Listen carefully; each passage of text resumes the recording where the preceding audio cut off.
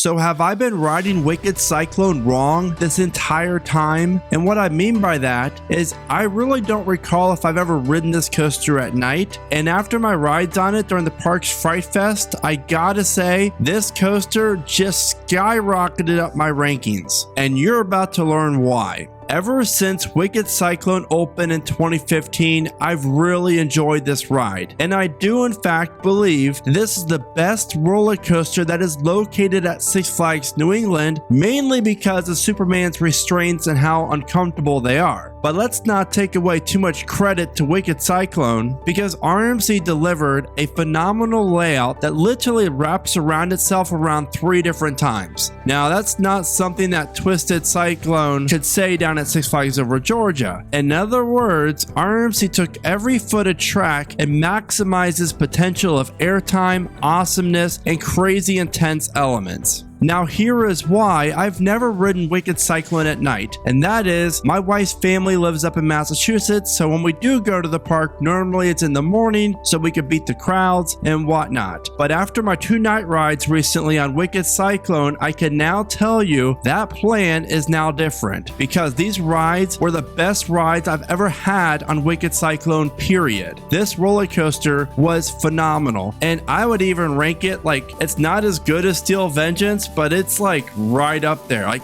I'm not even lying. That first drop in the back row is great. Even in the front row, it's fantastic. And the first little bunny hill right before the 0G stall is just phenomenal because you fly right over it. And that first inversion is one of my top 3 highlights of Wicked Cyclone. The other one follows it, and that is the triple down element because it's just out of your seat airtime. And then I really love the airtime hill right after the second 0G roll. This thing pops. Like literally, it's one of the best ejector airtime spots on any coaster in the entire world. Now what's interesting is in the morning when I've ridden Wicked Cyclone in the past, this element you see here, I've never really enjoyed it. It's kind of painful. It's like the outward banked airtime hill, then it crosses into the next 0G roll. It just, to me, it's awkward transitioning, but at night, this thing didn't bother me. I think it was just because the train was running a lot faster maybe, but I actually enjoyed it for the first time I think ever on this coaster. And Wicked Cyclone is one of the best examples of size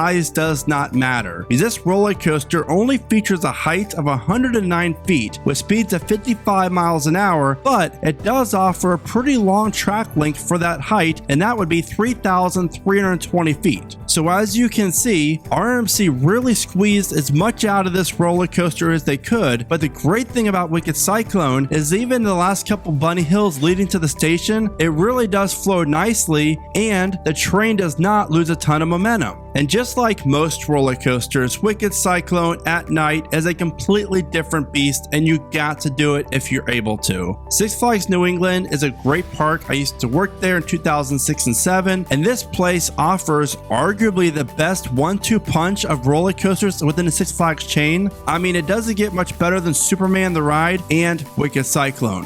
And as mentioned earlier, riding this coaster at night really kind of shook up my top 25 and my RMC coaster rankings. So if you want to see how I rank each RMC coaster that I've been on, and I'm only missing a few, then please give this video a like. Also, I would love to know, which coaster do you prefer more at Six Flags New England, Wicked Cyclone or Superman the Ride? Please let me know in the comments. And as always, thank you so much for watching. Remember to smile today, think positive, and get out and ride Wicked Cyclone at Six Flags New England. And of course, keep riding coasters.